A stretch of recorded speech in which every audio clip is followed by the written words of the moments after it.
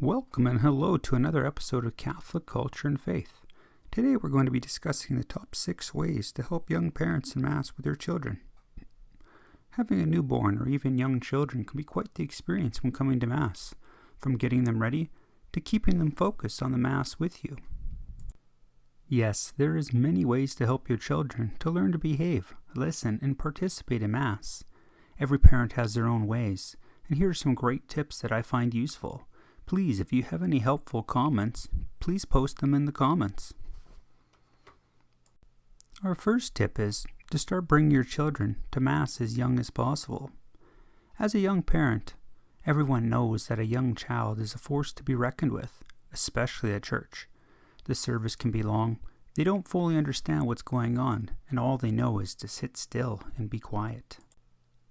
A trick I find that helps is to bring some religious books. A child's book to Mass so they can follow along and understand what's going on. A Christian coloring book to help for when they can't stop fidgeting. You can't expect them to sit 100% of the time. If they do, God bless your parenting skills and their temperament. One tip I would like to point out to many parents is, if your young child or even children are throwing a tantrum, please take them out of the sacristy until they stop, into the quiet room which is located at the back of some churches.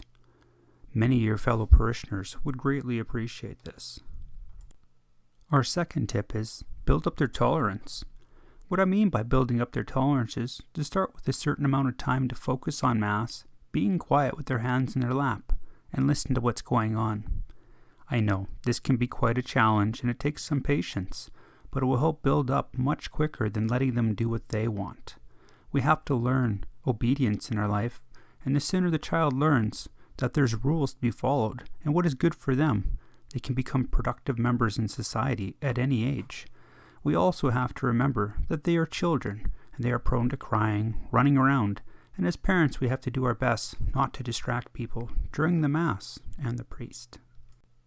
Our third tip today is education and attitude. The younger you start them with religious aids, the better. Children of all ages enjoy videos, movies, coloring books, reading material. Even if they can't read, they can listen. Reading the Bible to them and sharing fun facts gets children interested in Jesus. How does this help you in church?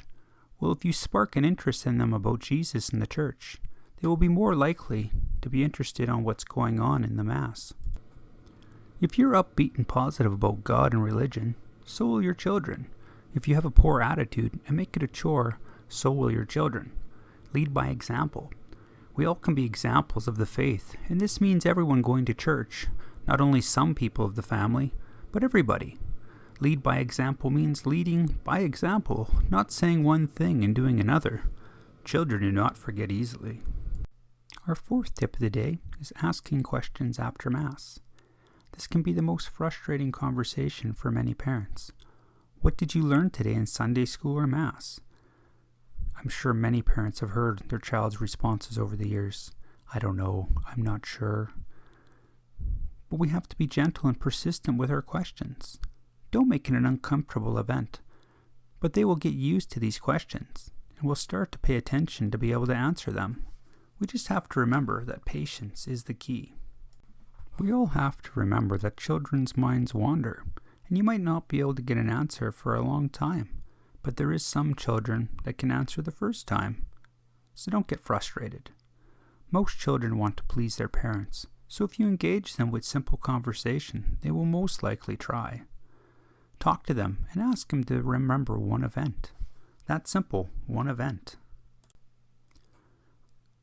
I know many of you are most likely asking, why do you question your children after Mass or Sunday school? It helps with retention of what they've heard. Instead of in one ear and out the other, it becomes a memory of interaction with their family. It's not just a long sermon anymore, it's a memory. A child that pays attention and knows they're going to get questioned is more likely to be a well-behaved child. Fifth tip of the day is good seating. My grandma always got good seating where I could see the altar and see what's going on. I was a very visually stimulated child, like most children, and very intrigued by the whole celebration. I would recommend this to any parent that is having issues with keeping their child engaged or focused. Set them somewhere that they can see what's going on. One memory that I can still remember is the first time I saw the Holy Eucharist being raised into the air. It literally brought tears to my eyes. Quite the religious experience that never left me. Things like this never leave a child's memory. Sixth tip of the day. Go to a Mass time that is less busy if possible. If you go to a quieter time, your children can get away with a little more than if it's 9 a.m. Mass and it's packed. It might take some of the pressure off you as a parent, and you can focus on your children and Mass. Don't forget to take your children up for Holy Communion so they can get a blessing.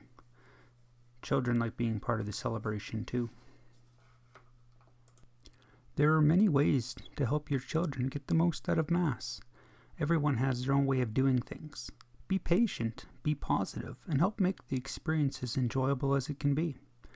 Church should be a place of happiness, love, and worship. Don't worry if people are giving you that look. They have just forgot what it's like to have children, and they are just doing their thing. So do the same and do yours. From all of us at Catholic Culture and Faith, stay strong, stay faithful, and stay united.